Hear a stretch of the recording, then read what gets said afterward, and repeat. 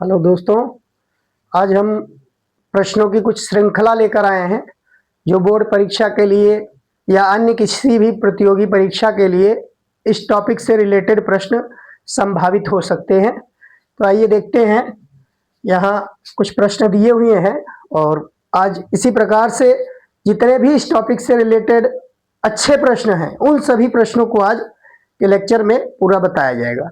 तो आइए देखते हैं। पहला प्रश्न है, यदि R प्रतिरोध तथा C धारिता हो तो R इंटू सी का मात्रक है। देखिए, R इंटू सी का मात्रक, R प्रतिरोध है, C धारिता है और R और C का गुणनफल का मात्रक क्या होगा? तो याद रखिए, R और C का गुणनफल ये कैपेसिटिव टाइम होता है, धारतीय समय कहलाता है। ये धारतीय समय है R इंटू सी। अलग अलग दोनों के मात्रक को अगर हम लिख के और पूरा व्याख्या करें तो अंत में यह सेकंड के बराबर आएगा। सेकंड के बराबर R इंटू सी ये कैपेसिटिव टाइम होता है, L अपॉन आर कहा जाए, R इंटू सी कहा जाए। इस तरीके से धारतीय और प्रेरकीय समय होते हैं। तो ये याद रखिए, इंपॉर्टेंट प्रश्नों की श्रृंखला में आता है। और मात्रक भी कभी कभी इसका मात्रक या कभी विमीय सूत्र, इन पर प्रश्न पूछा गया है परीक्षाओं में। तो अगर विमीय सूत्र कहेगा तो टी और मात्रक है तो सेकंड। दूसरा प्रश्न देखिए, वैद्युत क्षेत्र बढ़ाने पर इलेक्ट्रॉन का अपवाह वेग। वैद्युत क्षेत्र बढ़ाने पर इलेक्ट्रॉन का अपवाह वेग, तो अपवाह वेग का एक संबंध पढ़ चुके हैं। उस संबंध में वीडी जो होता है वो प्रोपोर्शनल होता है ई के, v d proportional to E. Formula निकाला जा चुका है पीछे, v d equal to small E into capital E upon M L into tau. तो उस फार्मूले से अगर देखा जाए तो अनुगमन वेग जो होता है वैद्युत क्षेत्र के अनुक्रमानुपाती होता है। इसमें कहा जा रहा है वैद्युत क्षेत्र बढ़ाने पर इलेक्ट्रॉन का अपवाह वेग, तो अनुक्रमानुपाती है तो निश्चित ही वैद्युत क्षेत्र बढ़ाने पर अपवाह वेग बढ़ता है। तीसरा देखिए, विशिष्ट प्रतिरोध निर्भर करता है। तो विशिष्ट प्रतिरोध यानी प्रतिरोधकता की बात की जा रही है। प्रतिरोधकता किस पर, इनमें से किस पर निर्भर करता है? तो प्रतिरोधकता इन ऑप्शन में से हमें ढूंढना है। कह रहा वैद्युत धारा पर, विद्युत क्षेत्र पर, ताप पर और फिर NOT मतलब नन ऑफ दीज, इनमें से कोई नहीं। तो देखिए, हम जानते हैं विशिष्ट प्रतिरोध या प्रतिरोधकता जो होती है वह पदार्थ का अभिलाक्षणिक गुण होता है। वो वोल्टेज और करंट पर निर्भर नहीं करेगा, लेकिन ताप पर निर्भर करेगा। भाई, पदार्थ का अभिलाक्षणिक गुण है और उसके पैरामीटर्स में श्रांतिकाल टाउ आता है, इसलिए यहां ये समय पर निर्भर करता है। विशिष्ट प्रतिरोध, समय नहीं, ताप, ये ताप पर निर्भर करता है। वैद्युत क्षेत्र और वैद्युत धारा पर यह निर्भर नहीं करता, यह पदार्थ का अभिलाक्षणिक गुण होता है। चौथा ऑप्शन देखिए, परम शून्य ताप पर शुद्ध जर्मेनियम। शुद्ध जर्मेनियम मतलब जर्मेनियम एक अर्धचालक पदार्थ होता है। तो अर्धचालक में कह रहा विद्युत का, फिर यहां रिक्त स्थान है, होता है, मतलब परम शून्य ताप, 0 केल्विन ताप पर शुद्ध जर्मेनियम विद्युत का होता है। मतलब कौन सा गुण रखता है? विद्युत का सुचालक है या कुचालक है या अर्धचालक या नन ऑफ दीज, इनमें से कोई नहीं। तो जैसा कि हम जानते हैं कि अर्धचालक का अगर ताप बढ़ाया जाए, अर्धचालक का अगर ताप बढ़ाया जाए तो उसका वैद्युत प्रतिरोध जो होता है वो घटता है, और अगर ताप घटाया जाए तो वैद्युत प्रतिरोध बढ़ता जाता है। अगर हम अर्धचालक पदार्थ का ताप घटाते घटाते 0 केल्विन पर ले आए तो वह पूर्णतया वो विद्युत रोधी यानी कुचालक पदार्थ बन जाता है। तो इसमें ऑप्शन नंबर बी सही होगा। परम शून्य ताप पर शुद्ध जर्मेनियम विद्युत का कुचालक होता है, प्रतिरोध उसका बढ़ जाएगा, अनंत हो जाएगा। तो विशिष्ट चालकता का मात्रक, पांचवा प्रश्न देखिए, विशिष्ट चालकता का मात्रक है। तो विशिष्ट चालकता मतलब विशिष्ट प्रतिरोध के व्युत्क्रम को विशिष्ट चालकता कहते हैं। तो जैसा कि हम पढ़ चुके हैं, विशिष्ट प्रतिरोध का मात्रक होता है ओम मीटर, और इसका अगर हम इनवर्स करें तो ohm inverse into metre inverse. ये सी ऑप्शन इसमें 5 का सी सही होगा। 1 बटा ओम इंटू मीटर करेंगे तो ohm inverse into metre inverse बन जाएगा। छठा देखिए, एक बेलनाकार चालक की प्रतिरोधकता एवं विशिष्ट चालकता का गुणनफल। देखिए प्रश्न ध्यान से इसको देखिएगा, एक बेलनाकार चालक है और उसकी प्रतिरोधकता, प्रतिरोधकता मीन्स विशिष्ट प्रतिरोध एवं विशिष्ट चालकता का गुणनफल। तो हम जानते हैं विशिष्ट चालकता विशिष्ट प्रतिरोध के व्युत्क्रम को ही कहते हैं। तो किसी राशि का उसके व्युत्क्रम से गुणा करें तो गुणनफल 1 के बराबर आएगा। गुणनफल 1 के बराबर आएगा, मतलब एक नियत राशि मिल जाएगी। तो ऐसे सिचुएशन में 1 मिल जाता है हमें। तो ये किस पर निर्भर करता है कह रहा है, तो ना ये ताप पर निर्भर करेगा, ना ही पदार्थ पर, ना ही अनुप्रस्थ परिच्छेद क्षेत्रफल पर, क्योंकि इन दोनों का गुणनफल 1 होता है। दोनों एक दूसरे के ठीक व्युत्क्रम है। तो प्रतिरोधकता और विशिष्ट प्रतिरोध को गुणा करने पर हमको 1 प्राप्त होगा। 1, कोई भी राशि नहीं मिलेगी, ना तो इस पर निर्भर करेगा, ना ही ताप पर, ना पदार्थ, ना क्षेत्रफल पर, नन ऑफ दीज, इनमें से कोई नहीं। 7वां प्रश्न देखिए, 60 वाट व 100 वाट वाले बल्बों के तंतु एक ही लंबाई के हैं। 60 वाट का एक बल्ब है, एक 100 वाट का बल्ब है, उनके तंतु की लंबाई, फिलामेंट है, उसकी लंबाई दिया हुआ, कह रहा है एक ही लंबाई का, मतलब समान लंबाई के दोनों के फिलामेंट है। तब 100 वाट वाला तंतु मोटा है, 100 वाट वाला तंतु मोटा होगा, या 60 वाट वाला तंतु मोटा होगा, या दोनों समान मोटाई के होंगे, या दोनों की लंबाई बराबर नहीं हो सकती। तो यह कह रहा है दोनों की लंबाई बराबर नहीं हो सकती, तो ये तो लंबाई के टर्म में चला गया। बाकी यहां 3 मोटाई पर दिया हुआ है। तो देखिए लंबाई बराबर है या नहीं है, उससे क्यों नहीं बराबर हो सकती, लंबाई बराबर हो सकती है। मोटाई में देखा जाता है लंबाई बराबर हो, एक पतला हो एक मोटा हो, तो इस तरीके से मोटे तार का जो होगा वो प्रतिरोध कम होगा और पतले तार का प्रतिरोध अधिक होगा। तो दोनों की लंबाई कह रहा है बराबर नहीं हो सकती। तो लंबाई बराबर नहीं हो सकती तो ठीक है, लंबाई भी बराबर नहीं हो सकती है।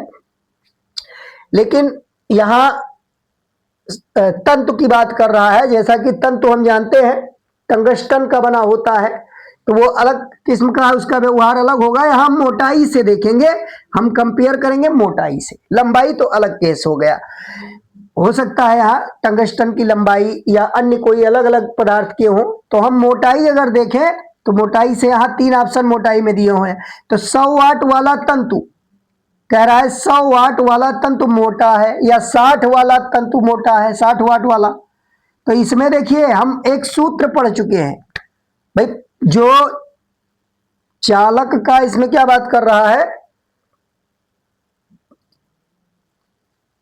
60 वाट, हाँ इसमें वाट में शक्ति दिया हुआ है, और शक्ति और प्रतिरोध में क्या संबंध है, देखिए वैद्युत शक्ति और प्रतिरोध में हम संबंध देखेंगे। जैसा कि फार्मूला पढ़ चुके हैं, P बराबर V स्क्वायर अपान R, यानी P proportional to 1 upon R। P proportional होता है 1 अपान R के, यानी जिसका प्रतिरोध ज्यादा होगा उसकी शक्ति कम होगी, या उल्टा लेकर चले, जिसकी शक्ति ज्यादा उसका प्रतिरोध कम होना चाहिए। जिस बल्ब की शक्ति ज्यादा है उसका प्रतिरोध कम होना चाहिए, और कम प्रतिरोध मोटे तार का होता है, कम प्रतिरोध मोटे तार का। मतलब हम कह सकते हैं कि वैद्युत प्रतिरोध, जिसका वैद्युत शक्ति ज्यादा है वह तार मोटा होना अनिवार्य है। भाई मोटा रहेगा तभी वैद्युत प्रतिरोध कम होगा।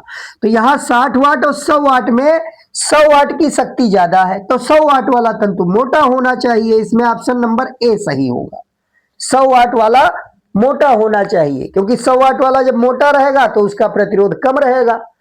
तो ये ऑप्शन सही होगा। फिर 8वां देखिए, जब एक तांबे का टुकड़ा एक जर्मेनियम का टुकड़ा, यानी एक तांबे का टुकड़ा है एवं एक जर्मेनियम का। अब यहां देखिए प्रश्न में एक तांबा मतलब चालक लिया गया है और जर्मेनियम एक अर्धचालक। तो एक चालक है एक अर्धचालक है, और इन दोनों को कमरे के ताप से, एक रूम टेम्परेचर जो होता है 25 डिग्री सेल्सियस माना जाता है, तो रूम टेम्परेचर से यह 80 केल्विन ताप तक, दोनों कमरे के ताप से 80 केल्विन तक ठंडे किए जाते हैं, यानी ताप को हम घटा रहे हैं। कमरे के ताप से 80 केल्विन तक ठंडा किया जा रहा है दोनों को, तो इसमें से कौन सा ऑप्शन सही होगा? तो देखिए, ठंडा करना मतलब ताप को घटाना, और हम जानते हैं चालक जो होते हैं उनका ताप घटाएंगे तो उनकी चालकता जो होती है वह ताप बढ़ाने पर घटती है और ताप घटाने पर बढ़ती है। चालकों में ताप अगर बढ़ाएंगे तो चालकता घटेगी, मतलब वैद्युत प्रतिरोध बढ़ेगा। तो चालक का ताप बढ़ाने पर प्रतिरोध बढ़ता है और ताप घटाने पर प्रतिरोध घटता है। तो चालक का प्रतिरोध घटना चाहिए, यानी तांबे का प्रतिरोध घटेगा ताप कम करने पर, और इसका उल्टा होता है अर्धचालक में। अगर चालक में ताप घटाने पर प्रतिरोध घटता है तो अर्धचालक में ताप घटाने पर प्रतिरोध बढ़ता है। तो यानी तांबे का कम होगा और जर्मेनियम का अधिक होगा। तो तांबे का प्रतिरोध कम, तांबे का प्रतिरोध घटता है और जर्मेनियम का बढ़ता है। इसमें ऑप्शन नंबर डी दिया हुआ है, यह सही लग रहा है। ऑप्शन नंबर डी इसमें सही लग रहा है। तांबे का प्रतिरोध घटता है, मतलब तांबा क्या है? चालक है, तो ताप कम करेंगे तो प्रतिरोध कम हो जाएगा, चालकता बढ़ेगी। और जर्मेनियम का ये बढ़ता है, ताप घटाने पर प्रतिरोध बढ़ता है। तो इस तरीके से ऑप्शन नंबर डी इसमें सही होगा। अब आइए 9 नंबर प्रश्न पे। तो 9 नंबर में देखिए क्या कहा जा रहा है। तो प्रश्न नंबर 9 में कह रहा है, दो असमान प्रतिरोध समांतर क्रम में जुड़े हैं। भाई दो असमान प्रतिरोध हैं, मतलब उनके मान जो है वो असमान है। तो दो असमान प्रतिरोध समांतर क्रम में जुड़े हैं, इनके लिए कौन सा कथन सही होगा?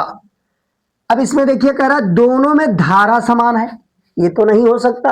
भाई प्रतिरोध असमान है तो धारा कहां से समान होगी? जिसका प्रतिरोध ज्यादा होगा उसमें कम धारा जाएगी। तो प्रतिरोध असमान है तो धारा समान नहीं हो सकती, पहला ऑप्शन नहीं हो सकता। फिर दूसरा कह रहा है बड़े प्रतिरोध में धारा अधिक है, तो ये भी गलत है। प्रतिरोध ज्यादा होने पर धारा घटती है, और इसमें कह रहा है बड़े प्रतिरोध में धारा अधिक, ये गलत कह रहा है। फिर सी, दोनों में वोल्टता पतन समान है। दोनों प्रतिरोधों में वोल्टता पतन समान है। तो देखिए दोनों किस क्रम में थे? समांतर क्रम में। और समांतर क्रम में जुड़े सभी प्रतिरोधों के सिरों पर विभवांतर समान होता है, इसलिए ऑप्शन नंबर इसमें सी सही है। दोनों में वोल्टता पतन समान है। इसमें कह रहा है छोटे प्रतिरोध में वोल्टता पतन कम है, तो यह गलत हो जाएगा। समांतर क्रम में जितने भी प्रतिरोध जुड़े होते हैं उन सभी प्रतिरोधों के सिरों पर विभवांतर समान होता है, तो सी सही होगा। 10वां देखिए, एन समान प्रतिरोधक पहले श्रेणी क्रम में, उसके पश्चात समांतर क्रम में जोड़े जाते हैं। अधिकतम तथा न्यूनतम प्रतिरोधों का अनुपात होगा। आइए इसको निकाला जाए हल करके। हम इन प्रश्नों को हटा रहे हैं यहां से, थोड़ा स्पेस हो जाए, जिससे कि अब प्रश्नों को जो हल करने वाले हैं उनको हल किए जा सके।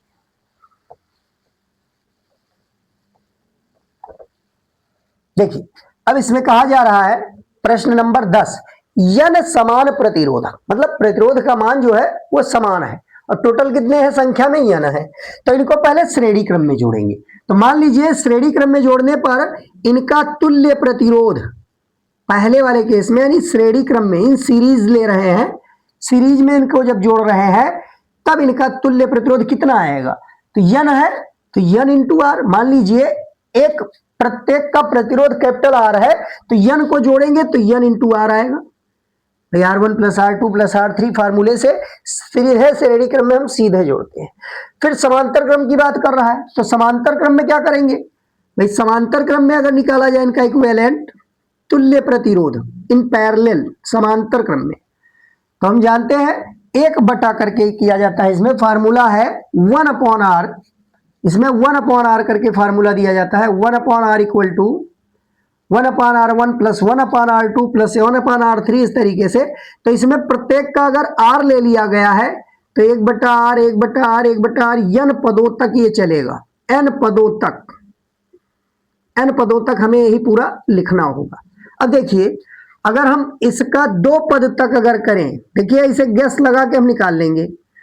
अगर 2 पदों तक जोड़े तो 1 + 1 मिलके 2/r होगा। 3 पदों तक जोड़े तो 3/r, 4 पदों तक जोड़े तो 4/r। इस तरीके से n पदों तक अगर जोड़ रहे हैं तो यहाँ n/r आएगा। अब इसको अगर पलट दिया जाए, इसका व्युत्क्रम कर दिया जाए, तो R equivalent in parallel case equal to R by N होगा। ये फार्मूला है आर बाई एन। अब इन दोनों के अनुपात की बात कर रहा है, कह रहा है अधिकतम तथा न्यूनतम प्रतिरोधों का अनुपात। तो निश्चित ही श्रेणी क्रम में जो जोड़ा गया है वो प्रतिरोध अधिकतम होगा, श्रेणी वाला अधिकतम होगा, ये अधिकतम है, और न्यूनतम ये समांतर वाला होगा। तो इन्हीं का अनुपात कह रहा है कितना होगा। तो अब अनुपात निकाल दीजिए। सीरीज वाले में हमको मिल रहा है एन इंटू आर, और पैरेलल वाले में मिल रहा है आर अपॉन एन। तो ये एन पलट के ऊपर जाएगा, आर से आर कैंसिल होगा, यहां मिल जाएगा हमको एन स्क्वायर, जो कि ऑप्शन नंबर डी में दिखाई दे रहा है।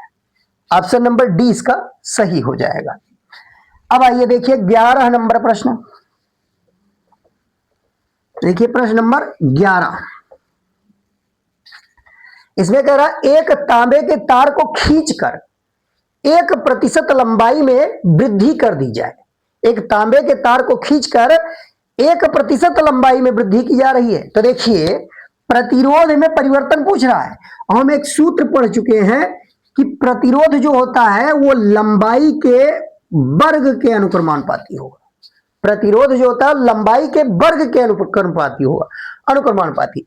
क्योंकि फार्मूले में R equal to rho into L by ये होता है, तो वहां से एल में परिवर्तन यानी लंबाई में परिवर्तन करेंगे तो अनुप्रस्थ काट के क्षेत्रफल में भी परिवर्तन होगा। तो खींचने या दबाने पर बताया गया था आयतन समान होता है, उस केस से अगर निकाला जाए तो L1 बटा L2 A2 बाई A1 के बराबर होता था। इस आधार पर जब हम दोनों का केवल लंबाई या केवल क्षेत्रफल के केस में लेते थे तो वहां एल स्क्वायर हो जाता था, R proportional to L square. तो यहां देखिए अगर हम इसको कहा जाए प्रोपोर्शनलिटी हटाएंगे, कोई कांस्टेंट आ गया, मान लीजिए ये प्रोपोर्शनलिटी कांस्टेंट, अनुक्रमानुपाती नियतांक हमने के ले लिया, तो हमको ये संबंध आर और एल के बीच मिला। अब यहां क्या कह रहा है कि तार को खींचकर 1% लंबाई में वृद्धि किया जा रहा है। लंबाई में वृद्धि यानी यहां प्रतिशत त्रुटि वाली जो फार्मूले हैं उसको हम अप्लाई कर सकते हैं। लंबाई में अब वृद्धि किया जा रहा है, और तार को खींचकर लंबाई अगर बढ़ाएंगे तो निश्चित ही उसका प्रतिरोध जो होगा लंबाई बढ़ने पर प्रतिरोध बढ़ेगा। तो इसमें कमी वाला तो नहीं हो सकता, वृद्धि वाला होगा। तो यहां देखिए प्रतिशत त्रुटि के लिए व्यंजक जैसे निकालते थे, हम आर के मान में परिवर्तन निकालना चाहते हैं, यानी डेल्टा आर बटा आर गुणे 100 निकालना चाहते हैं। तो इसको प्रतिशत में निकालना चाहते हैं, तो ये तो कांस्टेंट है, हम इसकी बात नहीं करेंगे। ये लंबाई के लिए घात में 2 लिखा है तो घात 2 को आगे कर लीजिए, और लंबाई में जो परिवर्तन किया जा रहा है प्रतिशत में किया जाएगा। लंबाई में प्रतिशत वृद्धि इंटू 2 हो जाएगा क्योंकि घात में 2 था। तो इसी फार्मूले से प्रतिरोध में प्रतिशत परिवर्तन निकाल सकते हैं। तो यहां देखिए लंबाई में कितनी वृद्धि की गई है, 1% की। तो 1% की अगर हम लंबाई में वृद्धि करें तो प्रतिरोध में भी 1 इंटू 2 यानी 2 से गुणा हो जाएगा, इसमें 2% की वृद्धि हो जाएगी, इसमें 2% की वृद्धि होगी। अगर हम लंबाई में 1% की वृद्धि कर रहे हैं तो प्रतिरोध में 2% की होगी, क्योंकि यह लंबाई के 2 घात पर निर्भर कर रहा है। तो यहां देखिए इसमें ऑप्शन नंबर बी सही होगा, ये बी वाला ऑप्शन सही होगा। फिर 12 नंबर देखिए इसी पर आधारित है, लेकिन यहां ये लंबाई की जगह पर अब यहां त्रिज्या की बात कर रहा है। तो एक धातु के तार को खींचकर उसकी त्रिज्या में 1% की कमी की जाती है, यानी अब की बार कमी की बात की जा रही है। डेल्टा आर बटा आर गुणे 100 का मान दिया हुआ है 1%, और ये 1% की कमी की जा रही है, कमी की जा रही है। धातु के तार को खींचकर उसकी त्रिज्या में 1% की कमी की जाती है, तार के प्रतिरोध में परिवर्तन कितना होगा। तो देखिए जैसे यहां बताया गया था कि आर प्रोपोर्शनल होता है एल स्क्वायर के, तो अगर हम देखें त्रिज्या के रूप में, तो अगर लंबाई को वृद्धि करेंगे तो निश्चित ही त्रिज्या में कमी होती है। लंबाई में जब वृद्धि की जाती है तो त्रिज्या में आती है कमी। तो त्रिज्या पर कैसे निर्भर करता है, तो यहां देखिए इसी आर का फार्मूला अगर देखा जाए तो आर प्रोपोर्शनल होता है 1/r⁴ के, 1/r⁴ के। फिर प्रोपोर्शनलिटी हटाएंगे, इक्वलिटी में बदलेंगे तो यहाँ अनुक्रमानुपाती नियतांक आएगा, ऊपर ले जाएंगे, लेकिन ऋण इसमें नहीं लिया जाता है, ध्यान रखिएगा। यहां से अगर प्रतिशत परिवर्तन देखा जाए तो प्रतिशत परिवर्तन यहां से क्या मिलेगा, इसमें 4 घात है तो 4 आगे आ जाएगा और डेल्टा आर बटा आर गुणे 100 करके निकालेंगे। तो यहां से देखिए कहीं ना कहीं इसका मान 1% दिया है तो 4 गुणे 1 करेंगे तो ये 4% टोटल इसमें आएगा कि प्रतिरोध में 4% की क्या होगी, वृद्धि या कमी, तो हम कहेंगे वृद्धि होगी। तार को खींचकर त्रिज्या में कमी किया जा रहा है तो त्रिज्या कम होगा यानी तार पतला होगा तो प्रतिरोध में वृद्धि होगी। कितनी वृद्धि होगी, 4% की। आइए प्रश्न नंबर 13 पे पहुंच गए तो 13 नंबर क्वेश्चन देखिए, किसी चालक तार में धारा I होने पर मुक्त इलेक्ट्रॉन का अनुगमन वेग v है। यदि उसी धातु के परंतु दोगुनी त्रिज्या के, देखिए त्रिज्या दोगुनी किया जा रहा है, त्रिज्या पहले अगर r थी, पहले त्रिज्या अगर r मान लिया जाए तो बाद में त्रिज्या को दोगुना करके 2r किया जा रहा है। तो कह रहा है दोगुनी त्रिज्या के तार में धारा 2I हो। भाई धारा भी वृद्धि की जा रही है, पहले धारा I थी अब हो गई 2I, तो धारा अब 2I हो जाती है तो इलेक्ट्रॉन का अनुगमन वेग होगा। तो इलेक्ट्रॉन का अनुगमन वेग कितना होगा, यानी v1 की वैल्यू v दिया है और अब v2 पूछ रहा है कितना होगा। हमें अपवाह वेग, धारा और त्रिज्या में संबंध देखना है। तो देखिए हम पीछे प्रश्न पढ़ चुके हैं, I बराबर NE/ABD, ये फार्मूला I बराबर NE/ABD, ए अनुप्रस्थ काट क्षेत्रफल है, त्रिज्या के पदों में हम पाई आर स्क्वायर इसको लिख सकते हैं, यह सूत्र हम पढ़ चुके हैं। तो इसी में हमें संबंध देखना है, इसमें से ये तीनों चीजें कांस्टेंट है, ये नियत है। तो अब यहां से I प्रोपोर्शनल हो गया r² BD, लेकिन हमको निकालना है BD के लिए संबंध। तो यहां से देखिए BD इक्वल टू आएगा, BD इक्वल टू, तो ये हो जाएगा I upon NE pi into r², ये मिल जाएगा। तो यहां से प्रोपोर्शनलिटी देखा जाए तो BD प्रोपोर्शनल होगा I अपॉन r², ये आएगा। यानी अपवाह वेग जो है वो धारा के अनुक्रमानुपाती है लेकिन त्रिज्या के वर्ग के भी उत्क्रमानुपाती है। तो इनके बीच अगर संबंध निकाला जाए, इनके बीच अगर संबंध निकाला जाए तो हम कह सकते हैं, देखिए v1 बटा v2, v1 बटा v2 ये बराबर होगा I1 बटा I2, I1 बटा I2 into R2 upon R1 का स्क्वायर, ये आएगा। v1 बटा v2 I1 upon I2 into R2 बटा R1, क्योंकि r² के भी उत्क्रमानुपात में है। तो अब हम यह संबंध हमको प्राप्त हो गया, तो इसी संबंध में अब ये मान रख के निकाल सकते हैं। यहाँ जो वैल्यू मालूम है रख दीजिए और निकाल दीजिए।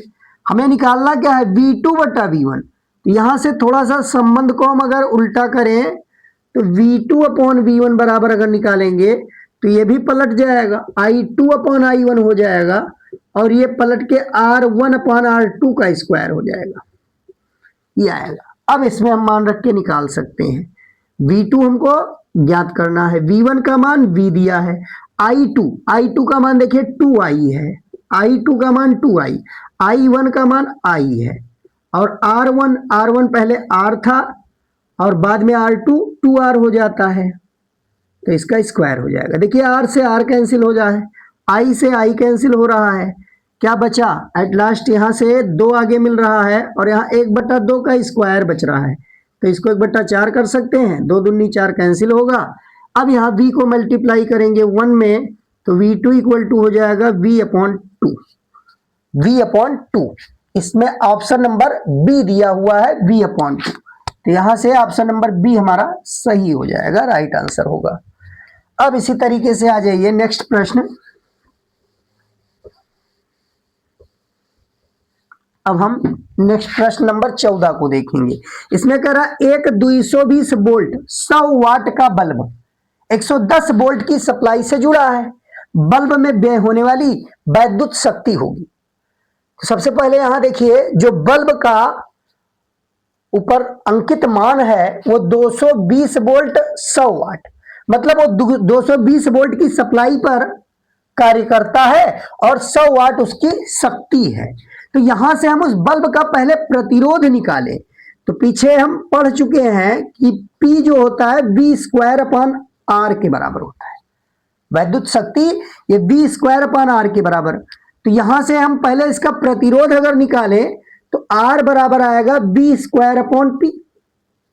तो इस बल्ब का प्रतिरोध ज्ञात कर सकते हैं। देखिए 220 वोल्ट पर यह चलता है और शक्ति इसकी है 100 वाट। तो यहां से देखिए 0 से 0 ये दोनों कैंसिल कर देंगे। 22 का गुणा कराएंगे 484 ओम आएगा। 22 से गुणा करेंगे 484 ओम इस बल्ब का प्रतिरोध हो गया। अब इसको सप्लाई कितना दिया जा रहा है 110 वोल्ट। तो 110 वोल्ट सप्लाई से जब जोड़ेंगे तब शक्ति पूछ रहा है कितनी व्यय होगी। तो यहां देखिए अब शक्ति हमको बतानी है, लेकिन अब की बार सप्लाई बी डैश बदला जा रहा है और प्रतिरोध तो नहीं बदलेगा, अपरिवर्तित रहेगा, वही बल्ब है। तो यहां अब देखिए पी डैश निकालिए।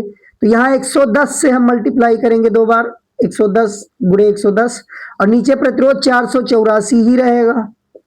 तो यहां से देखिए क्या ऐसे कटेगा, 11 से काटिए, 11 दाहिनी में 110 और यहां 11 से काटेंगे तो 11 चौक 44, 11 चौक 44। फिर इसको 11 से काट देंगे, 11 दाहिनी में 110, फिर ये कटेगा 11 चौक 44, यानी ऊपर आएगा 10 गुणे 10 100 और नीचे बटा 4। अब 100 को 4 से काटेंगे जब तो ये 25 बार में कटेगा, यानी टोटल पी डैश कितना आ गया 25 वाट। तो इसमें ऑप्शन नंबर सी सही होगा, 25 वाट ऑप्शन नंबर सी में लिखा हुआ है। तो इस तरीके से यह प्रश्न नंबर 14 का सही उत्तर होगा 25 वाट। अब देखिए 15 नंबर प्रश्न। तो 15 नंबर प्रश्न को हम हल करने के लिए थोड़ा सा स्पेस बना लें अपना। ये देखिए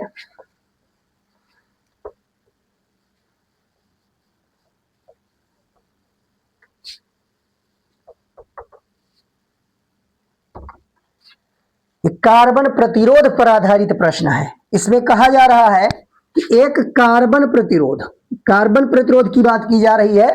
एक कार्बन प्रतिरोध का मान दिया है 74 किलो ओम और सहनशीलता है इसकी 5%। कह रहा इस पर बैंड के रंगों का क्रम होगा। तो जैसा कि हम जानते हैं कि कार्बन प्रतिरोध पर उसके दोनों सिरों पर कुछ पट्टियां बनी होती है रंगों की। एक साइड में 3 पट्टी होती है, ए बी सी से उसको डिनोट करते हैं, और दूसरे साइड में यानी एक साइड में अकेली एक पट्टी डी होती है। तो जिधर अकेली पट्टी होती है वो सहनशीलता को व्यक्त करती है, और ए बी ये प्रतिरोध के मान के सार्थक अंकों को व्यक्त करते हैं, जबकि सी 10 की घात को व्यक्त करती है। तो ये सारी बातें बताया जा चुका है और इसमें एक सूत्र बताया गया था, R = A × B × 10⁻⁶ ±d%, ये आता था। तो अब यहां से देखिए अगर इससे तुलना किया जाए तो ये लिखा है 74 किलो ओम। तो ये 74 और किलो ओम को ओम में बदलेंगे तो 10 का घात 3 आ जाएगा, और सहनशीलता इसकी दी हुई है ये 5%। तो अब दोनों तुलना कर दे तो ए बी सी के मान हमको यहां से मिल गए। देखिए ए बी सी के मान क्या होंगे, ए के स्थान पर यहां 7 लिखा हुआ है 7, और बी के स्थान पर लिखा हुआ है 4, और सी के स्थान पर लिखा हुआ है 3, और डी के स्थान पर लिखा हुआ है 5%। तो डी के स्थान पर ये लिखा हुआ है 5%, यानी डी बराबर 5% ये दिया हुआ है। तो ये डी बराबर जो 5% दिया है ये फिक्स होता है, ये बताया गया है, 5% गोल्डन कलर का होता है। अगर सहनशीलता 5% है तो निश्चित ही ये गोल्डन कलर का होगा। 10% होने पर सिल्वर कलर की होगी चौथी पट्टी। यहां डी 5% कह रहा है तो निश्चित ही ये गोल्डन कलर की होगी। तो जिसमें गोल्डन चौथी पट्टी दिया है वो ऑप्शन सही होगा। तो इसका मतलब ये बी और सी नहीं हो सकता है, इसमें बी और डी में इसमें चौथी पट्टी सिल्वर दिया है, तो ये नहीं हो सकता है। अब इन दोनों प्रश्नों में सही उत्तर हमें तलाशना है। तो देखिए इन दोनों में क्या सही हो सकता है, तो उसके लिए अब हम ए और बी सी ये सब वर्ड कोड बताया गया था। वर्ड कोड 7 नंबर पे कौन सा कलर आ रहा है, 4 नंबर पे कौन सा कलर आ रहा है, 3 नंबर पे कौन सा कलर आ रहा है, हमें वो नंबर का क्रम याद रखना होगा।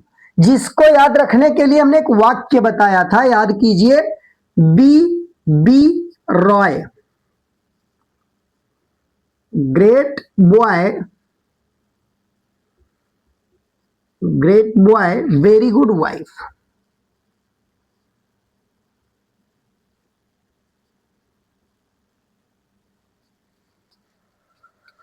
तो ये हमने एक वर्ड कोड बताया था और इसके आगे फिर गोल्ड सिल्वर भी जोड़ दिया था। लेकिन यहां देखिए हमें ABC के, ये तो फिक्स होता है, आगे हमें जरूरत नहीं है क्योंकि 0 से 9 तक इतने में ही आ जाता है।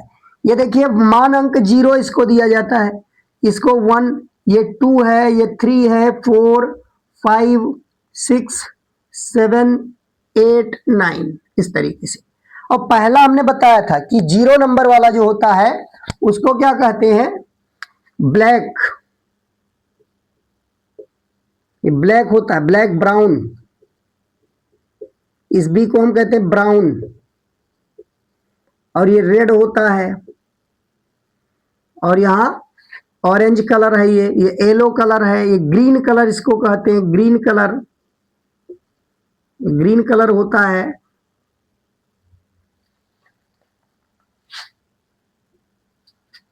तो इस तरीके से हम यहां से देखिए क्लियर हो रहा है। ये 7 नंबर किसको दिया गया है, तो 7 नंबर इसको हम कहेंगे वायलेट कलर है। ये 7 नंबर मतलब वायलेट। तो पहले ए का मान 7, यानी पहली पट्टी वायलेट कलर की है, तो वायलेट पहली पट्टी इसी में आ रहा है, पहली पट्टी वायलेट इसी में आ रहा है। भाई इन दोनों में हमें चूज करना है, तो इसमें तो रेड दिया है, इसमें वायलेट दिया है, तो वायलेट इसी में आ रहा है, ऑप्शन नंबर ए सही हो गया। लेकिन आगे देखिए हम पट्टी का क्रम पूरा याद कर लें, देख लें यहीं से।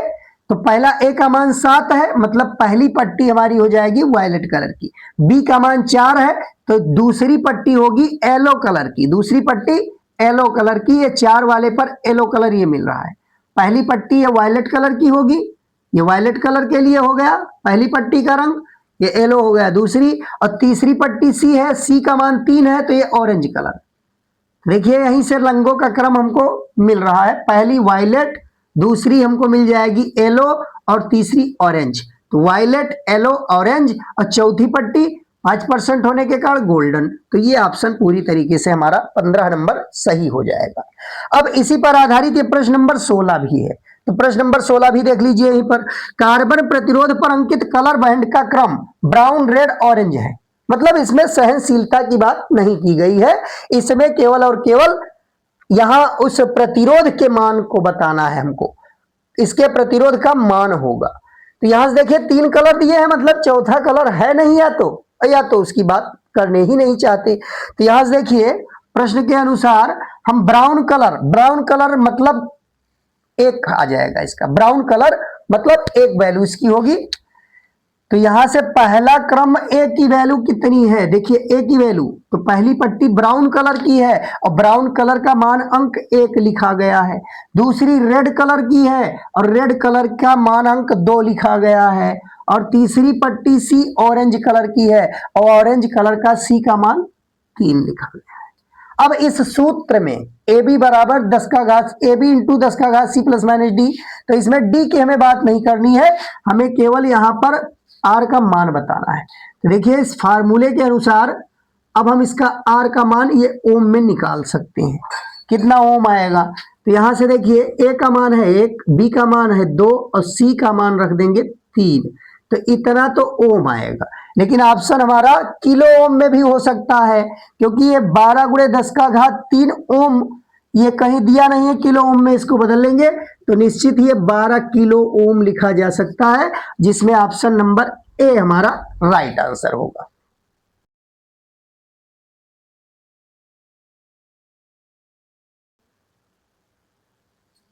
आइए प्रश्न नंबर 17 देखते हैं। ये समान पदार्थ के दो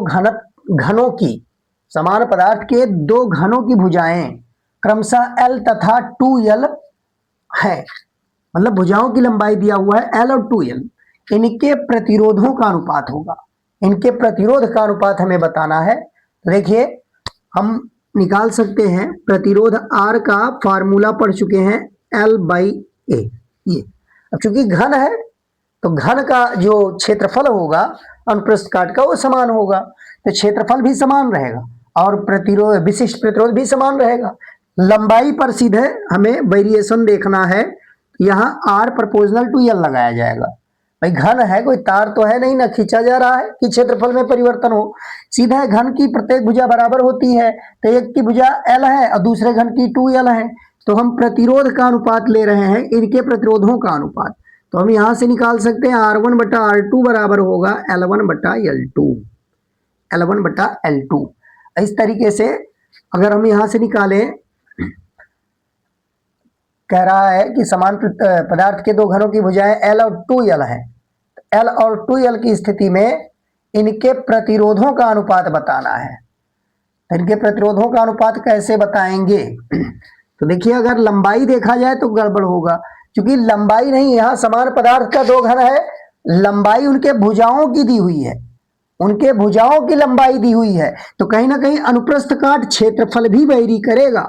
लंबाई के तो अनुक्रमानुपाती है और क्षेत्रफल के भी उत्क्रमानुपाती है। और क्षेत्रफल जो होता है, जो क्षेत्रफल होता है घन का, वो लंबाई गुणे लंबाई, यानी लंबाई का स्क्वायर बनेगा। और यहां से L की एक घात ये कैंसिल हो जाएगी, यानी हम कह सकते हैं कि R जो होगा वो प्रोपोर्शनल होगा 1/L के। डायरेक्ट अगर लंबाई देखेंगे तो गलत होगा। भाई यहाँ अनुप्रस्थ काट उसका वर्गाकार होगा, लंबाई चौड़ाई समान होने के कारण अनुप्रस्थ काट वर्गाकार बनेगा। तो यहाँ देखिए, एक को हम L स्क्वायर लिखेंगे और लंबाई तो L है, L से एक L की स्क्वायर कैंसिल होगी, R प्रोपोर्शनल टू 1/L लिखा जाएगा। तो ऐसे सिचुएशन में R1 बटा R2 या L2 बटा L1 कहेंगे, अन्यथा गलत हो जाएगा। अब यहां से देखिए, L2 है 2L और L1 है L, L से L कैंसिल करेंगे, 2/1 या 2:1, इसमें ऑप्शन नंबर सी सही जाएगा, ऑप्शन नंबर सी। क्योंकि लंबाई और क्षेत्रफल दोनों पर यहां निर्भरता रहेगी। भाई खींचा घबाने की बात नहीं है, लेकिन लंबाई इस घन में अनुप्रस्थ काट का क्षेत्रफल तो होता ही है, क्षेत्रफल भी होता है, प्रत्येक पृष्ठ का क्षेत्रफल, ये घनाकार कहा जा रहा है। तो कोई भी पृष्ठ लिया जाए, कोई भी अनुप्रस्थ काट अगर काटा जाएगा, तो एक तल के क्षेत्रफल, ये उसका तल अगर ले लिया जाए तो एक तल, ये इसका क्षेत्रफल हम कह सकते हैं कि लंबाई इसकी L है और चौड़ाई भी L है, प्रत्येक भुजा L है, तो इसका क्षेत्रफल क्या बनेगा? इसका क्षेत्रफल हो जाएगा L स्क्वायर। तो L स्क्वायर यहाँ क्षेत्रफल रखेंगे, एक L से स्क्वायर कैंसिल होगा, 1/L के प्रोपोर्शनल होगा R, तो ये L2/L1 यानी 2:1।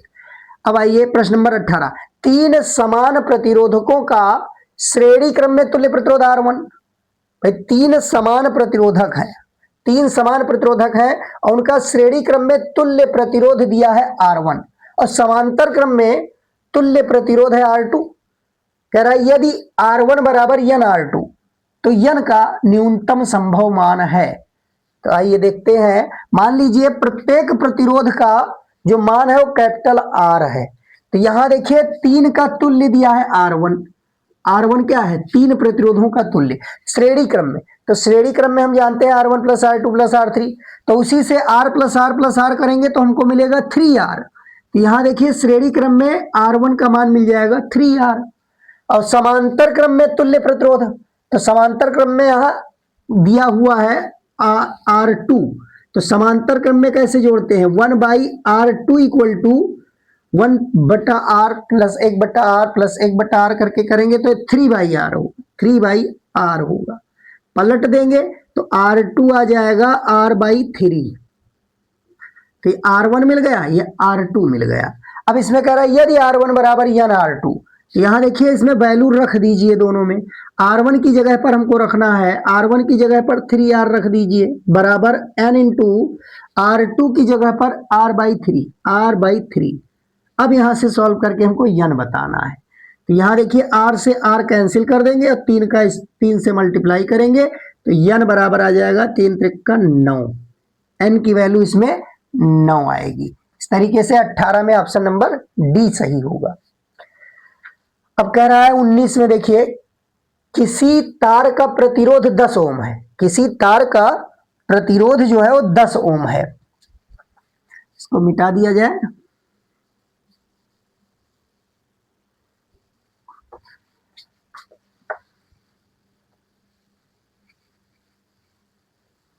अब देखते हैं, किसी तार का प्रतिरोध 10 ओम, यदि इसे मूल लंबाई से 3 गुना खींचा जाता है, यानी खींचकर इसकी लंबाई 3 गुना बढ़ा दी जाती है, तो इस खींचे हुए नए तार का प्रतिरोध होगा। तो सूत्र पढ़ चुके हैं, अगर कोई तार को खींचकर उसकी लंबाई n गुनी बढ़ाई जाती है तो उसका प्रतिरोध n स्क्वायर गुना बढ़ जाएगा। अगर प्रतिरोध R है और n गुना लंबाई खींच के बढ़ाई जाती है तो प्रतिरोध उसका n स्क्वायर इंटू आर के बराबर होगा। फार्मूला पढ़ चुके हैं। तो लंबाई देखिए 3 गुना, यानी n का मान 3 रख दीजिए, n का मान 3 रख दीजिए तो 3 का स्क्वायर हो जाएगा। और प्रारंभिक प्रतिरोध कितना था 10 ओम, तो r का मान 10 रख देंगे। 3 का स्क्वायर 9 गुणे 10 बराबर 90 ओम। तो खींचे हुए तार का जो प्रतिरोध होगा 90 ओम, ऑप्शन नंबर सी सही होगा। फिर कह रहा है किलोवाट ऊर्जा, 1 किलोवाट ऊर्जा की बात कर रहा है। तो 1 किलोवाट घंटा, सॉरी यहां घंटा होना चाहिए, 1 किलोवाट घंटा ऊर्जा, वाट केवल किलोवाट तो 60 का मात्रक होता है, किलोवाट घंटा करेंगे जो कि यूनिट कहलाता है। तो 1 किलोवाट घंटा ऊर्जा का मान तो निकाल सकते हैं। 1 किलोवाट घंटा, देखिए 1 किलोवाट घंटा, इस ऊर्जा का मान बताना है। जैसा कि हम जानते हैं 1 किलोवाट में 1000 वाट होता है, 10 का घात 3 गुणा कर दिया तो ये वाट में बदल गया। और वाट को हम जूल पर सेकंड कह सकते हैं, यानी अब घंटे को हमें सेकंड में बदलना है। तो 1 घंटे में कितना सेकंड, तो 1 घंटे में होता है 3600 सेकंड, या उसको 3.6 10 का घात 3 लिख सकते हैं। तो ऐसे सिचुएशन में ये आ जाएगा 3.6 10 का घात 6, ये हमको प्राप्त हो जाएगा जूल, इतना जूल।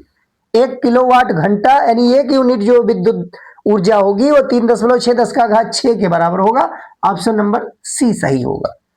अब ये प्रश्न नंबर 21 देखिए, तांबे के 3 तारों के द्रव्यमान 1:3:5 के अनुपात में है तथा उनकी लंबाइयां 5:3:1 के अनुपात में है। उनके वैद्युत प्रतिरोधों में अनुपात बताने हैं। हाँ, ये प्रश्न बढ़िया है, देखिए इसको कैलकुलेट करिएगा। ये अच्छे प्रश्नों की श्रेणी में आता है, ये प्रतियोगिताओं में भी पूछा जा सकता है और बोर्ड परीक्षा में भी संभावित है। ये भाई प्रश्नों को, हर टाइप के प्रश्नों को लगाने का प्रयास करें। प्रश्न जितने ज्यादा से ज्यादा एक्सरसाइज किए रहेंगे उतने आसानी रहेगी। देखिए इस प्रश्न को, इसमें तांबे के 3 तारों के द्रव्यमान दिए हुए हैं। मान लीजिए M1 M2 M3 कह दिया जाए तो M1 M2 M3 इनका अनुपात दिया है, 3 तारों के द्रव्यमानों का अनुपात दिया है 1:3:5, ये हो जाएगा।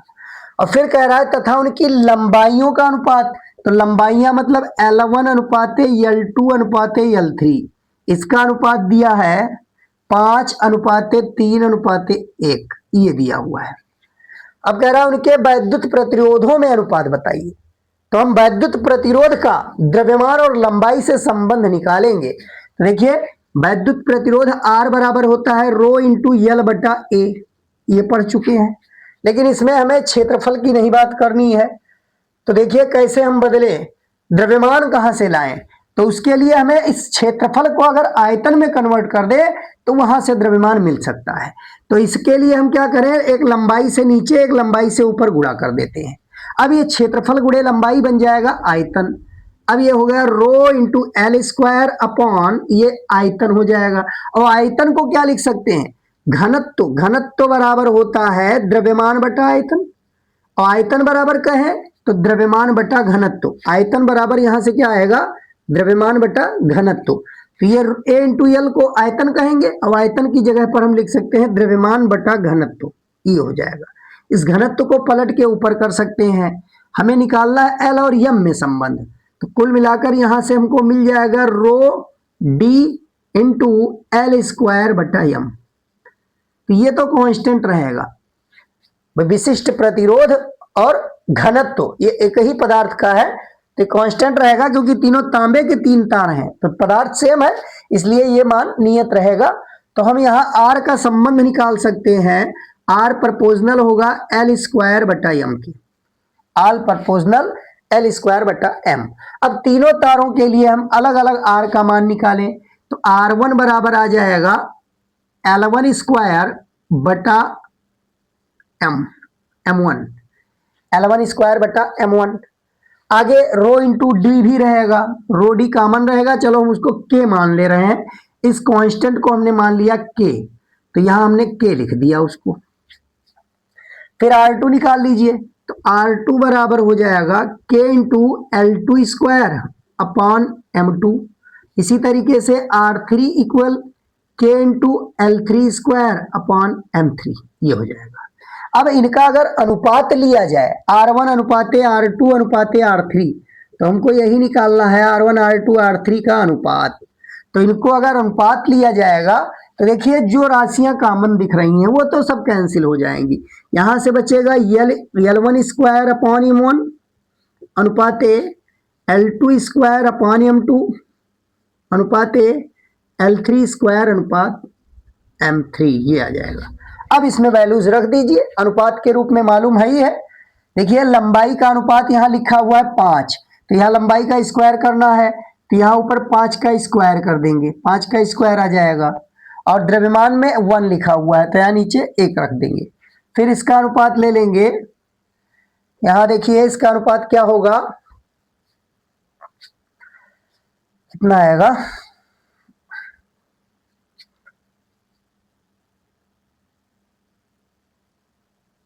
यहाँ 5 है, R1 R2 R3, हाँ इसमें रखिए, L1 स्क्वायर अपॉन M1 ये हो जाएगा, L2 स्क्वायर अपॉन M2 मान रख दीजिए, फिर 5 का स्क्वायर हो गया।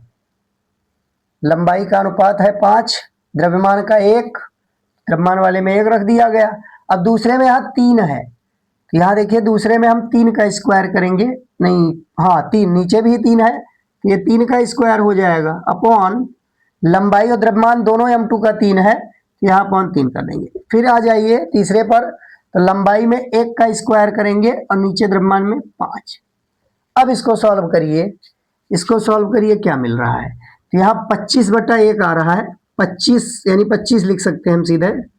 और यहाँ 3 त्रिक 9, लेकिन 3 का यहाँ एक घात कैंसिल कर दीजिए, तो यहाँ 3/1 बचेगा, तो 3 इसको लिख सकते हैं। और यहाँ पर देखिए 1 का स्क्वायर 1 यानी 1/5 मिल रहा है, ये भिन्नात्मक मिल रहा है।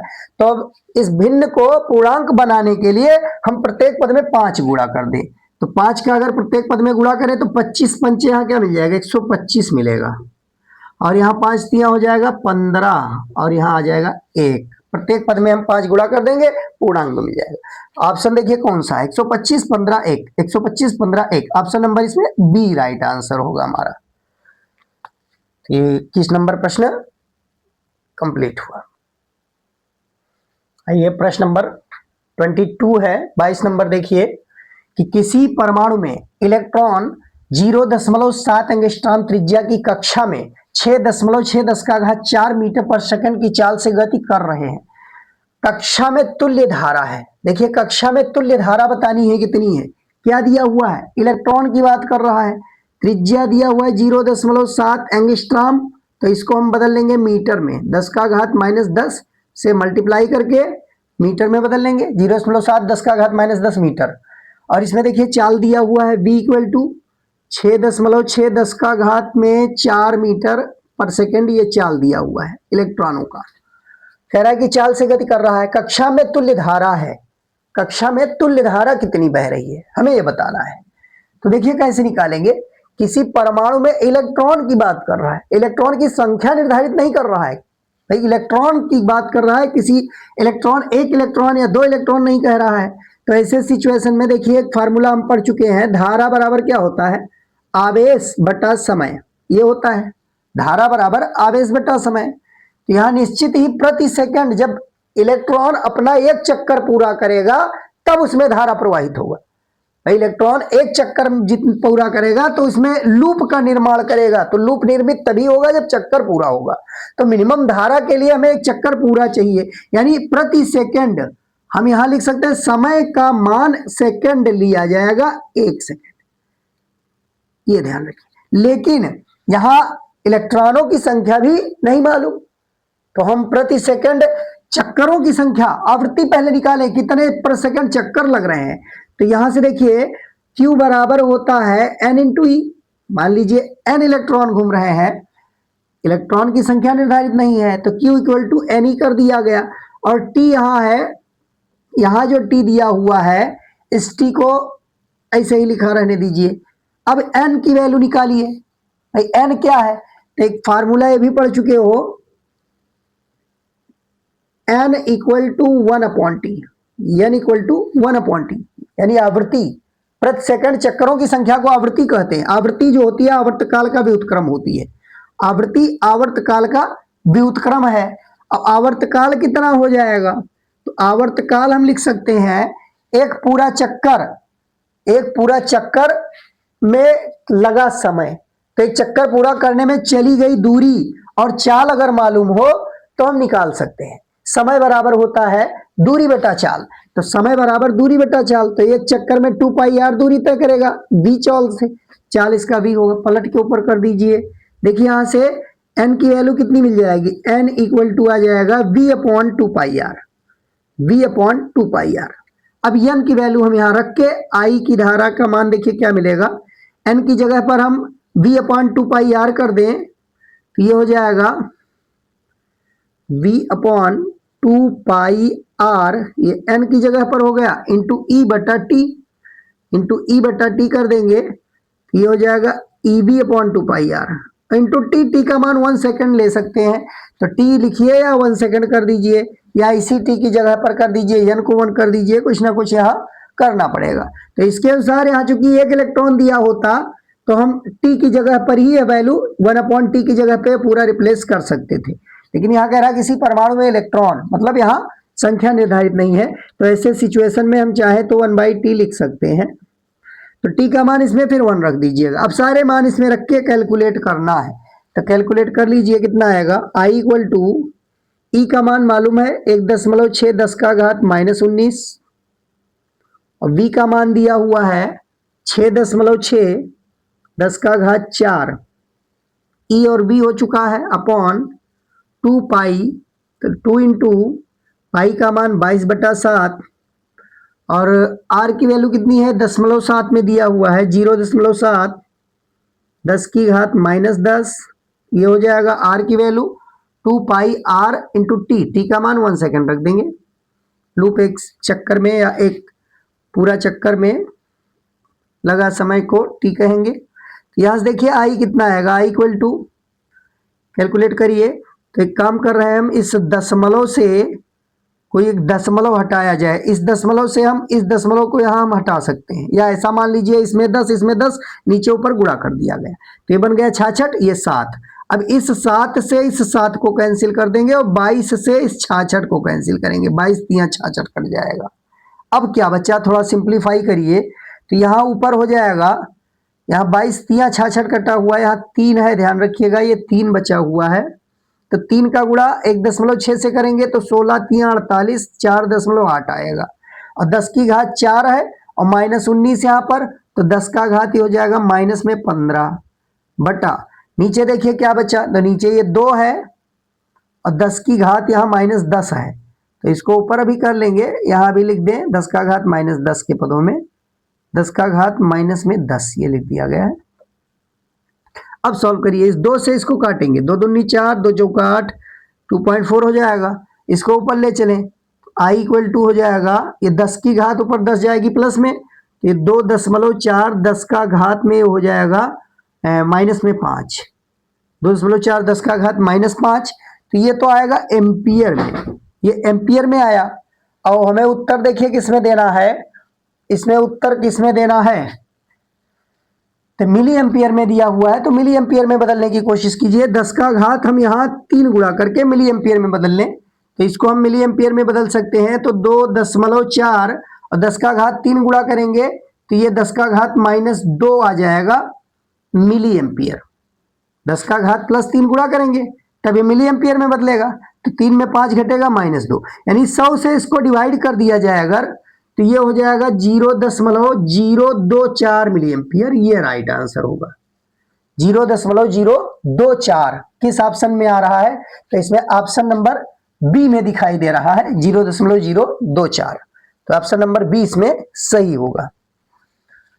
देखिए अगला प्रश्न, इसको बिठा दिया जाए, कंजेस्टेड हो जाता है थोड़ा।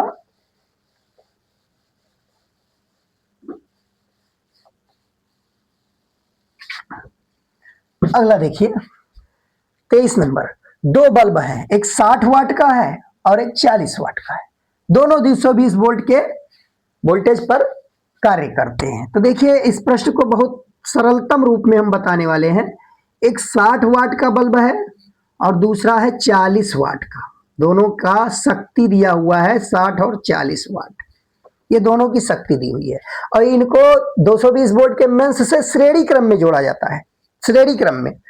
फिर कह रहा है बल्बों की कुल शक्ति। देखिए जैसे प्रतिरोधों का और संधारित्रों का हम संयोजन पढ़े हैं, उसी तरीके से हम शक्ति का भी संयोजन करके निकाल सकते हैं। कोई बल्ब है या कोई भी इलेक्ट्रॉनिक डिवाइस, उसकी शक्ति मालूम हो तो उसके लिए भी फॉर्म हम उसी रूप में फार्मूला बना सकते हैं। कैसे बनाएंगे? तो देखिए हम एक याद रखें क्रम LCRP, ये क्रम याद रखें LCRP। L तो अभी नहीं पढ़े हैं, आगे पढ़ेंगे क्या है, लेकिन C और R के सूत्र पढ़ चुके हैं, C और R के सूत्र पढ़ चुके हैं। तो ये ध्यान रखिएगा कि C का और P का समान, यानी अगल बगल वाले का भिन्न होता है। जैसे C और R का भिन्न है तो C और L का भी भिन्न होगा। एक एक के एकांतर क्रम में C और P का सूत्र बिल्कुल समान चलेगा और R और L का सूत्र समान चलेगा। भाई C और R के बारे में हमें मालूम है, जो तुल्य वाला बताया गया। जैसे प्रतिरोधों का श्रेणी संयोजन बताया गया है कि श्रेणी क्रम में R बराबर या R equivalent R1 plus R2 plus R3 होता है और समांतर क्रम में 1/R equal 1/R1 plus 1/R2 ये होता है प्रतिरोध। तो जैसे प्रतिरोध का सूत्र, उसी तरीके से जब प्रेरकत्व वाला पढ़ेंगे तो स्वप्रेरकत्व का उसी क्रम में चलेगा। और यहां से देखिए धारिता के अनुसार चलेगा शक्ति। तो शक्ति का जो संयोजन किया जाता है वो धारिता में जैसे श्रेणी क्रम में जोड़ते थे, धारिता में श्रेणी संयोजन कैसे होता था, 1/C इक्विवेलेंट बराबर 1/C1 plus 1/C2 plus 1/C3 उसी क्रम में। तो वही धारिता के समान सूत्र हम शक्ति का बना सकते हैं। तो यहाँ दो बल्ब है, एक 60 वाट एक 40 वाट। तो इसका हम धारिता के अनुरूप हम तुल्य निकाल लें। कुल शक्ति पूछ रहा है, नहीं इक्विवेलेंट पूछ रहा है श्रेणी क्रम में। तो हम P इक्विवेलेंट का धारिता के अनुरूप अगर सूत्र बनाए तो P इक्विवेलेंट क्या हो जाएगा, P1 into P2 upon P1 plus P2, ये फार्मूला बन जाएगा। ये उसी से निकाला गया है, 1 P equivalent equal to 1/P1 plus 1/P2। उसी को सॉल्व करोगे तो P इक्विवेलेंट हो जाएगा P1 P2 बटा P1 प्लस P2। अब यहां से देखिए 60 गुणे 40, ये ऊपर हो जाएगा और नीचे हो जाएगा 60 प्लस 40, निकाल दीजिए। देखिए कितना आएगा, ऊपर 60 और 40 का गुणनफल करेंगे तो 6 चौके 24, 100 आ जाएगा और नीचे 60 40 का योग आएगा 100। दोनों जीरो से दोनों जीरो कट गया, उत्तर आ गया 24 वाट। ये इसका आंसर हो, तो 24 वाट ऑप्शन नंबर डी सही हो जाएगा। तो इसको अगर सूत्र से हल करना हो तो उससे भी निकाल सकते हैं। हम दोनों बल्बों का प्रतिरोध अलग अलग निकालेंगे, शक्ति दिया हुआ है और किस वोल्टेज पर कार्य करते हैं। तो R बराबर V²/P फार्मूला लगा के R1 निकालेंगे, फिर R2 निकालेंगे, फिर दोनों प्रतिरोधों का संयोजन करेंगे और प्रतिरोधों का जब संयोजन मिल जाएगा, R इक्विवेलेंट मिल जाएगा, तो R का मान जो इक्विवेलेंट मिला और 220 वोल्ट वोल्टेज लेंगे, वहां से हम निकालेंगे धारा और धारा जब निकल आएगा तब P बराबर B इंटू I फार्मूला लगा के हम शक्ति निकालेंगे। इतना ही उत्तर लगभग वहां भी आ जाएगा। तो यह सरलतम रूप है, सीधे शक्ति का संयोजन फार्मूला याद रखिए। 2 बल्ब हो, 4 बल्ब हो, 10 बल्ब हो, चाहे जितने बल्ब हो, संयोजन किया गया है तो संधारित्र के अनुरूप श्रेणी और समांतर का सूत्र उसका चलेगा। अब आइए देखिए प्रश्न नंबर 24 कैसे हल करें। तो इसमें कह रहा है 10 प्रतिरोध के तार, 10 ओम प्रतिरोध के तार को खींचकर इसकी लंबाई 3 गुनी की गई। देखिए 10 ओम प्रतिरोध था, 10 ओम प्रतिरोध था और उसके तार को खींचा गया है। 10 ओम प्रतिरोध था और उसका लंबाई कितना खींचा गया, 3 गुना। तो 3 गुना खींचा गया तो यानी स्क्वायर गुना हो जाएगा, यानी 3 का स्क्वायर गुना। और प्रतिरोध कितना था, 10 ओम था। भाई पीछे फार्मूला पढ़ चुके हो, R डैश इक्वल टू, इसमें वही फार्मूला लगा है, R डैश इक्वल टू यानी स्क्वायर R। इस फार्मूले का प्रयोग किया गया है कि खींचने के बाद प्रतिरोध जितना गुना खींचा गया है उसका स्क्वायर इंटू प्रारंभिक प्रतिरोध, R डैश बराबर यानी स्क्वायर R। फार्मूले का प्रयोग कर दीजिए।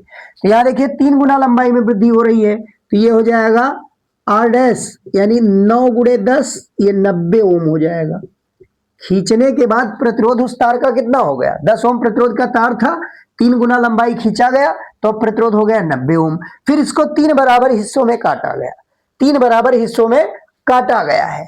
हाँ, इसमें चित्र भी था, चित्र हमने नहीं बनाया है, चित्र हम इधर बनाए दे रहे हैं ऊपर। चित्रानुसार कह रहा है प्रश्न में, यहां देखिए चित्रानुसार इसको संयोजित करना था।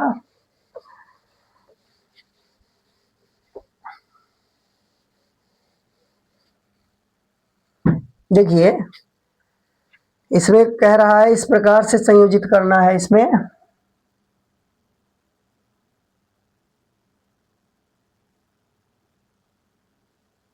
देखिए लगाया गया था, और कैसे था,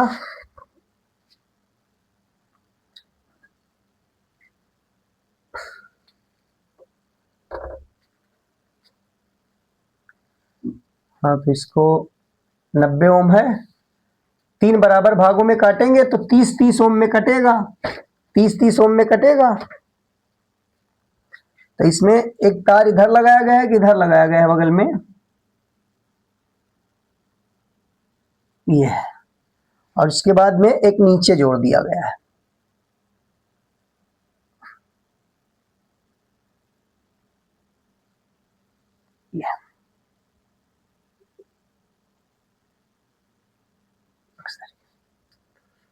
ए और बी यहां दिया गया है, ए और बी कुछ इस तरीके से प्रश्न दिया हुआ है। यहां देखिए जब इसको खींचा गया 3 गुना लंबाई बढ़ाया गया तो अब ये 90 ओम का बन गया, और 3 बराबर हिस्सों में जब काटेंगे तो प्रत्येक हिस्से का प्रतिरोध जो आएगा, प्रत्येक हिस्से का प्रतिरोध वो आ जाएगा 30-30 ओम का, 30-30 ओम। R1 R2 R3 ये 30-30 ओम के तीनों होंगे।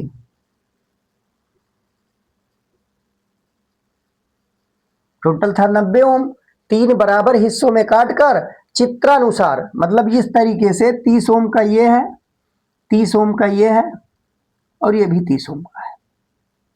इस प्रकार ये चित्रानुसार जोड़ दिया गया है। अब कह रहा है ए व बी के बीच संयोजन का कुल प्रतिरोध या तुल्य प्रतिरोध या कुल प्रतिरोध। तो अब हमें निकालना है, देखिए ये दोनों किस क्रम में, ए और बी के बीच निकालना है, तो इन दोनों को हम श्रेणी क्रम में ले लेंगे और इसके सापेक्ष ये समांतर क्रम में। तो देखिए ये दोनों समांतर, यानी ए ये दोनों समांतर चल रहे हैं, तो पहले यहां से हम निकालें इन दोनों का तुल्य, इन दोनों का तुल्य। तो इन दोनों के तुल्य को अगर R1 डैश कहा जाए, इन दोनों के तुल्य को R1 डैश कहें तो ये श्रेणी क्रम में है, 30-30 योग हो जाएगा, 30 + 30 60 ओम हो जाएगा। और फिर ये R2 30 ओम, R2 डैश को हम 30 ओम ले लेंगे। फिर इन दोनों को समांतर संयोजित कर दीजिए, तो समांतर संयोजित करेंगे तो हमको कुल प्रतिरोध यानी इक्विवेलेंट ए और बी के बीच का इक्विवेलेंट मिल जाएगा। इक्विवेलेंट आर कितना होगा, तो अब समांतर संयोजन कैसे करते हैं, तो दोनों का गुणनफल इंटू दोनों का योगफल, R1 dash plus R2 dash, इस फार्मूले से हम निकाल सकते हैं। अब निकाल लीजिए, R1 डैश कितना आया 60 और ये है 30, यहाँ 60 + 30 सॉल्व करिए, ये 60 + 30 होगा। अब यहाँ देखिए ये 60 और 30 को जोड़ा जाए अगर तो ये कितना आ जाएगा, 6 × 3 = 18 और डबल 0, और नीचे 60 30 90, एक 0 से एक 0 कैंसिल कर दीजिए, 9 × 9 9 दूनी 18, एक 0 बच रहा है पीछे लगा देंगे, यानी 20 ओम आना चाहिए, 20 ओम। तो तुल्य प्रतिरोध इसका आएगा 20 ओम, ऑप्शन नंबर बी सही हुआ, 24 में बी ऑप्शन राइट होगा। अब देखिए 25 प्रश्न और इस सेशन का अंतिम प्रश्न, तो 25 है इस प्रश्न का, मतलब सेशन का अंतिम प्रश्न है, और इसको हम देख लें एक बार। ये प्रश्न पूछा भी गया है परीक्षा में, यूपी बोर्ड परीक्षा में ये सिद्ध करने के लिए भी पूछा जा चुका है कि इसको सिद्ध करिए, किस राशि के बराबर है उस राशि का सिद्ध करने के लिए बराबर भी पूछा गया है, या ऑप्शन में भी पूछ सकता है। तो हम यहाँ प्रश्न को इस तरीके से ले लिए हैं कि किसी भी रूप में पूछ सकता है, अतलग उत्तरीय या लघु, ये 2 नंबर प्रश्न में बोर्ड परीक्षा में पूछा जा चुका है। तो देखिए हेनरी और फैरड का अनुपात, तो हेनरी बटा फैरड, हेनरी बटा फैरड इसका पावर दिया है 1/2। हमें यह पता लगाना है कि यह राशि किसके तुल्य है, किस राशि को ये प्रदर्शित करती है। तो चलो हम सॉल्व करते हैं। सबसे पहले हेनरी को हम निकाल के देखें, हेनरी क्या होती है। तो हेनरी ये कहाँ से मिलेगा, तो ये जब पढ़ेंगे फैराडे के विद्युत चुंबकीय वहाँ नियम पढ़ेंगे, प्रेरण का नियम, विद्युत चुंबकीय प्रेरण का, तो उसमें से एक फार्मूला मिलेगा हमको एल का। एल का फार्मूला वहाँ से क्या आएगा, देखिए एक फार्मूला एल का वहाँ बताया जाएगा di/dt करके, L equal to E upon delta I/ΔT, यह फार्मूला मिलेगा। तो इस फार्मूले से अगर देखा जाए तो इसी प्रेरकत्व का ही मात्रक होता है हेनरी। ई क्या है, प्रेरित विद्युत वाहक बल, तो इसका मात्रक हो जाएगा वोल्ट, इसका मात्रक होगा वोल्ट। और नीचे di/dt मतलब ये ΔI/ΔT, ये धारा और समय को प्रदर्शित कर रहा है, तो वैद्युत धारा का मात्रक हो जाएगा एम्पियर, और फिर बटा सेकंड करेंगे तो सेकंड चला जाएगा ऊपर, यहां गुणे सेकंड हो जाएगा, इनटू सेकंड, ये हो जाएगा। तो ये हेनरी की जगह पर। अब देखिए इसको और थोड़ा सा सॉल्व कर लें, तो और थोड़ा सा सॉल्व करना मतलब हम यहां से इस रूप में कर ले। देखिए इसको ऐसे लिखा रहने दीजिए। अब फैरड क्या होता है, फैरड, तो फैरड हम पढ़ चुके हैं फार्मूला, ये वैद्युत धारिता का है, और धारिता C बराबर होती है Q/V, यानी आवेश बटा वैद्युत विभव। तो आवेश का मात्रक होता है कूलाम, आवेश का मात्रक होता है कूलाम, और नीचे विभव का मात्रक होता है वोल्ट, C बराबर Q/V। तो वहां से हम निकालेंगे, तो फैरड लिखा गया है कूलाम और वोल्ट के अनुपात को, कूलाम और वोल्ट के अनुपात को। देखिए कूलाम क्यू है, ये क्यू है, और क्यू को हम लिख सकते हैं I/T, क्यू बराबर IT फार्मूला पढ़ चुके हैं। तो यहां से कूलाम को हम एम्पियर इंटू सेकंड लिख सकते हैं। तो इसको थोड़ा और सॉल्व करें तो कूलाम को हम लिख सकते हैं ampere into second, ampere into second upon volt. अब इन दोनों मानों को इसमें रख दीजिए और सॉल्व कर लीजिए, देखिए क्या मिलेगा। तो इसी का मान हमें निकालना था, तो हेनरी की जगह पर हमने रख दिया volt into second upon ampere, ampere हो गया। और फिर इसके बटा में करेंगे एम्पियर सेकेंड इंटू वोल्ट, तो इसके बटा में जब करेंगे एम्पियर सेकेंड, एम्पियर सेकेंड ये हो जाएगा, और फिर अपॉन वोल्ट, ये वोल्ट लिख दिया जाएगा। और इस पूरे का पावर 1/2 भी है, ये ध्यान रखिए, 1/2 पावर है। अब यहां देखिए इसको पलटेंगे, तो पलटेंगे तो क्या मिलेगा हमको, ये जब पलटा जाएगा तो ये वोल्ट जाके वोल्ट में मल्टीप्लाई होगा, ऊपर हो जाएगा वोल्ट स्क्वायर, ये वोल्ट का स्क्वायर मिल जाएगा। और फिर नीचे देखिए ये बटा एम्पियर है, बटा एम्पियर, और ये भी एम्पियर नीचे मिलेगा, ये पलटेगा तो ये हर में गुणा होगा, एम्पियर एम्पियर गुणा होकर एम्पियर का स्क्वायर बन जाएगा, एम्पियर का स्क्वायर हो जाएगा। और ऊपर देखिए एक सेकंड भी है, वोल्ट के साथ ऊपर एक सेकंड है, और ये सेकंड पलट के नीचे जाएगा तो इंटू सेकंड यहां मिल जाएगा, ये हो जाएगा। तो ये सेकंड से सेकंड कैंसिल हो रहा है, वोल्ट का स्क्वायर एम्पियर स्क्वायर और सेकंड से सेकंड हो जाएगा कैंसिल। तो यहां से क्या दिखाई दे रहा है, वोल्ट बटा एम्पियर का स्क्वायर, ये वोल्ट बटा एम्पियर का स्क्वायर, इसको हम कहते क्या है, ओम कहते हैं। वोल्ट बटा एम्पियर को हम कहते हैं ओम, स्क्वायर नहीं बल्कि यहाँ पूरे पर पावर 1/2 था, तो इस पूरे पर पावर 1/2 भी लगाते चले, इसका पूरे पर पावर 1/2 था, ये अंदर हमने स्क्वायर के रूप में लिखा है। और इस पूरे का जब पावर 1/2 कर देंगे इस पूरे का पावर 1/2 कर देंगे तो ये देखिए 2 से ये 2 कैंसिल हो जाएगा, अंदर बाहर 2 से 2 कैंसिल होगा, ये वोल्ट बटा एम्पियर बचेगा। और वोल्ट बटा एम्पियर हम जानते हैं ओम के बराबर होता है, ओम इसको लिखते हैं। और ओम किस भौतिक राशि का मात्रक है, तो हम कहेंगे वैद्युत प्रतिरोध का मात्रक होता है ओम। तो इस तरीके से प्रश्न नंबर 25 में option number C right answer होगा। तो आज के लिए ये 25 प्रश्न जो लाए गए ये बेहतरीन प्रश्न है, इनको प्रैक्टिस करिए अच्छे से। और फिर नेक्स्ट डे अब हम नया लेक्चर अपना नया टॉपिक स्टार्ट करेंगे। धन्यवाद।